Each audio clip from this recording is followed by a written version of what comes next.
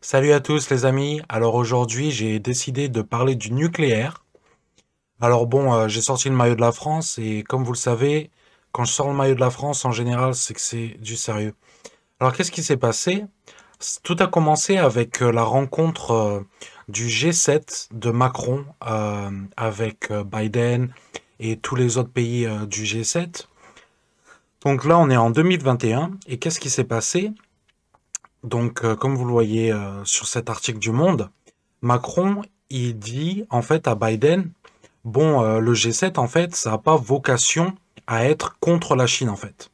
Parce que Biden, il veut contrecarrer, si vous voulez, le plan des Chinois et de la route de la soie, en fait. Et Macron, il dit, ben, pourquoi, en fait, on peut pas tout simplement travailler tous ensemble. Voilà. Pourquoi avoir deux pôles au lieu de tous travailler ensemble. Voilà. Comme on voit sur la photo, bon, Biden, il donne la leçon à Macron, en fait. Et bon, Macron, il est un petit peu comme l'écolier fâché du maître, quoi. Voilà. On le voit sur la photo. Il est pas très content, mais en même temps, il sait qu'il peut pas faire grand-chose face à Biden, quoi. Donc, Biden, il a quand même pris cette remarque très au sérieux. Et qu'est-ce qui se passe le lendemain, en fait? Voilà, l'Amérique contre-attaque donc le lendemain en fait et dit que l'EPR de Taishan en Chine, il y a des fissures, il y a une fuite en fait. Voilà, c'est pas sécurisé, etc. Et en fait, tout le monde pointe du doigt la Chine, sauf que voilà, c'est vraiment une représaille des Américains par rapport à la remarque de Macron. Et comme je l'ai dit, en fait, c'est le jour d'après. Voilà. Donc on va parler de ça aujourd'hui, du nucléaire français, et je vais vous prouver que c'est vrai, en fait. Donc, tac, voilà. Et en fait, cet article a été fait par Zachary Cohen. Et donc j'ai cherché, c'est qui ce mec, Zachary Cohen. Je me suis dit, ouais, il doit être bien renseigné quand même, parce que voilà, on lui a demandé sans doute, l'administration Biden lui a dit, ouais, pond-nous un article là pour décrédibiliser la France et le secteur du nucléaire français vite fait. Et il a fait ça, voilà, vite fait, bien fait. Et voilà, apparemment le mec c'est le spécialiste des trucs comme ça en fait. Donc c'est Monsieur Média du gouvernement américain quand il s'agit de faire le sale boulot. Voilà, donc là il parle de la Corée du Nord, de l'Iran et des talibans, euh, de l'Arabie Saoudite qui fait des trucs avec la Chine. Enfin bref, le mec, en fait, voilà, c'est son boulot, c'est de faire le sale boulot, quoi. Voilà, pour l'Amérique. Alors, le réacteur de Taishan, là, on va parler un peu plus technique, on va se focaliser sur le nucléaire, en fait. Le réacteur nucléaire de Taishan, c'est le premier EPR du monde, en fait. Et donc, évidemment, c'est une technologie française qui va servir de vitrine sur le monde pour le nucléaire français, en fait. Tout simplement. Donc, c'est éminemment stratégique. C'est le premier, donc il y a celui de Flamanville, là, donc on va parler en détail, mais il est pas encore fini, comme celui de Finlande aussi. Donc tout ça, quand c'est des projets énormes, et en fait, au niveau stratégique, mondial, tout le monde est en compétition en fait. Même la France est en compétition avec les Américains, mais pas que. Il n'y a pas que nous qui font du nucléaire, il y a les Chinois aussi, les Russes. Donc, quand tu as un projet comme ça qui est décrédibilisé, ça va avoir un impact énorme en fait sur tes commandes futures, etc. Ça peut en tout cas, voilà. Donc voilà, il est situé à 60 kilomètres de Macao et 130 kilomètres de Hong Kong, donc c'est vraiment très proche. Et donc ça, c'est sans doute la région la plus densément peuplée de, de la Chine, en fait. Donc évidemment qu'ils ils ont des besoins énergétiques énormes. Et cet EPR, Donc c'est une nouvelle technologie euh, est censée pallier à cette demande. Donc là, il a commencé à marcher là récemment et, euh, et du coup, ils veulent décrédibiliser ça. C'était le but de Biden en fait. Il a dû parler à ses sbires, ils lui ont dit hop, voilà, c'est ce qu'on va faire.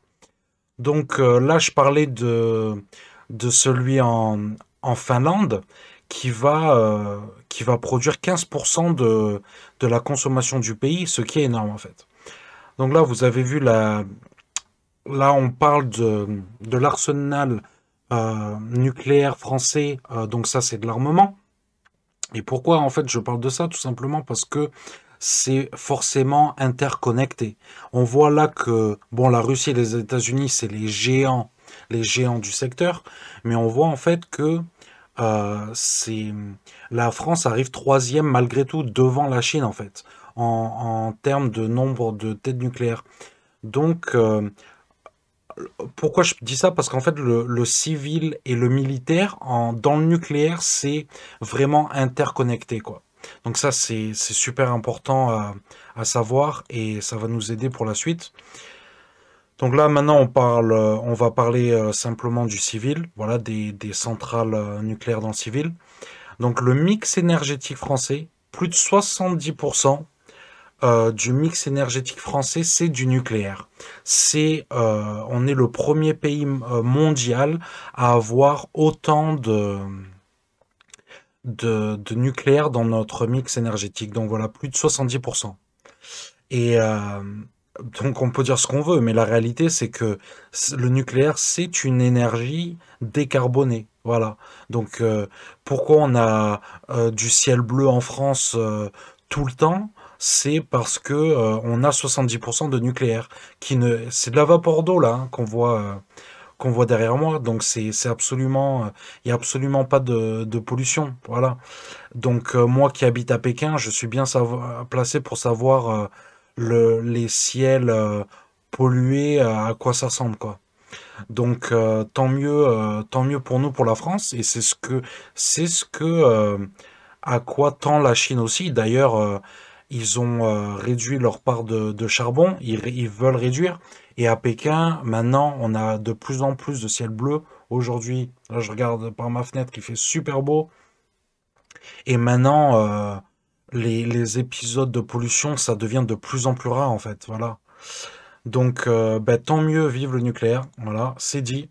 Le nucléaire en France, donc voilà, 75%. On a 19 centrales pour 58 réacteurs. C'est le deuxième parc nucléaire au monde après les États-Unis, premier en Europe. Mais comme j'ai dit, euh, nous, c'est 75%, 70 cette photo est plus vieille, de notre mix énergétique en fait. En Amérique, ça doit être peut-être 10%. Donc c'est pas du tout les mêmes valeurs. La filière exporte pour 6 milliards d'euros par an. Donc c'est électricité plus biens et services. Donc quand on construit une centrale dans un autre pays, ben ça rentre dans ces 6 milliards en fait. Voilà. Donc c'est évidemment une manne financière énorme qu'il faut absolument continuer à entretenir,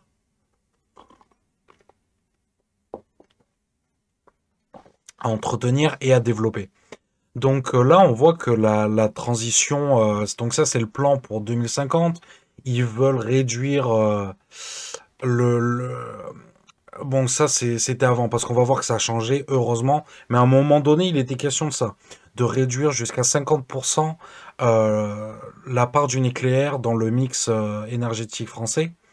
Donc, bon, on va voir que ils ont changé. Alors, qu'est-ce qui s'est passé? Ça, c'était à peu près à la même époque que la photo précédente. Macron, qui était alors ministre de l'économie en 2015, il a vendu la branche nucléaire énergie à General Electric. Et donc ça a fait un scandale énorme. Je sais pas, j'espère que vous avez vu toutes les vidéos sur le sujet, si vous avez vu des articles. Franchement, je vous recommande parce que c'est super intéressant. Et on voit que Macron, voilà, il a complètement déconné à vendre l'industrie française à l'étranger, aux Américains en l'occurrence. Et Et là, qu'est-ce qui se passe? Ben, donc ça, c'était en 2015. Et là, 6 ans plus tard, 7 ans, il revient dessus, en fait. Il revient dessus.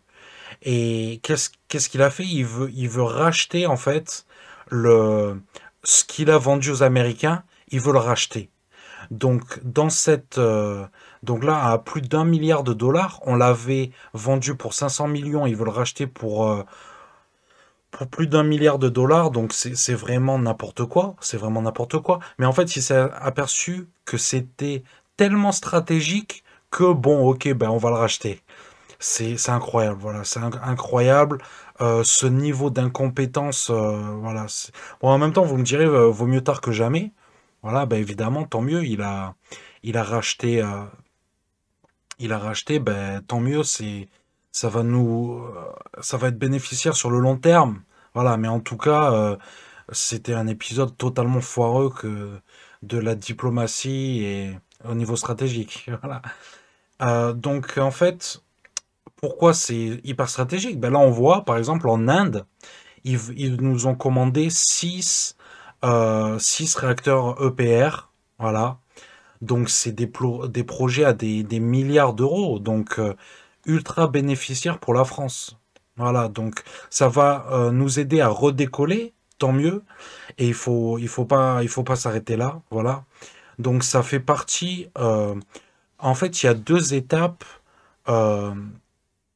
euh, stratégique sur le nucléaire. Donc l'EPR, donc c'est vraiment le gros truc. Et ensuite il y a le SMR, donc on va en parler juste après. Donc là je finis là-dessus au niveau des EPR. La France, donc étudiant en secret, donc tout le monde le sait, mais bon c'est secret. 6 nouveaux réacteurs nucléaires français. Donc on a vu au début du quinquennat Macron, ah non, le nucléaire c'est fini, il faut s'en débarrasser, il faut arriver à 50% du mix énergétique.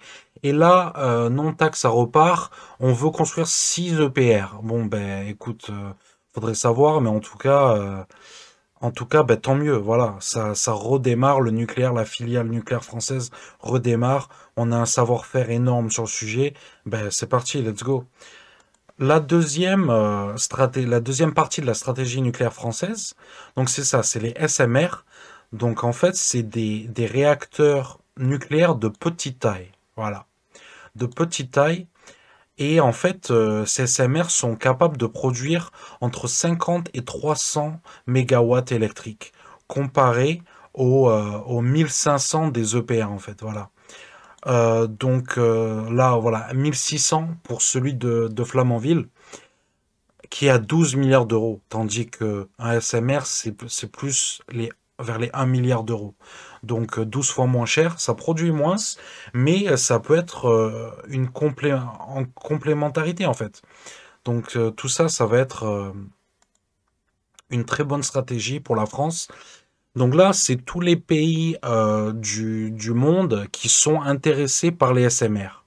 Donc on voit qu'il y a une très grande, une très grande concurrence en fait.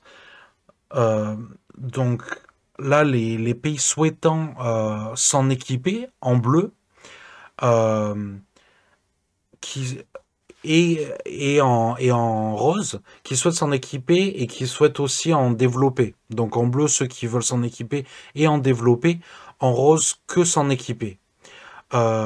Et l'Argentine, la France et la Suède en vert qui sont en train d'en développer. Donc là, on voit qu'on est seulement en concurrence avec la Suède euh, et et l'Argentine, donc sur cette technologie-là. Donc il faut vraiment foncer. Et ensuite, tous les pays en bleu et en rose sont des clients potentiels. Donc c'est vraiment, c'est super important de se lancer sur ce projet-là. Et bien sûr qu'il y aura le secteur des EPR. Donc si on combine l'EPR et le SMR, on peut vraiment avoir une voilà une une avance technologique sur nos concurrents. Voilà, donc c'est vraiment quelque chose qu'il faut faire et qu'il faut se focaliser dessus au niveau français. Voilà. Bon, ben merci d'avoir visionné sa vidéo. N'oubliez pas de vous abonner, c'est super important. Lâchez un like et je vous dis à la prochaine. Ciao tout le monde.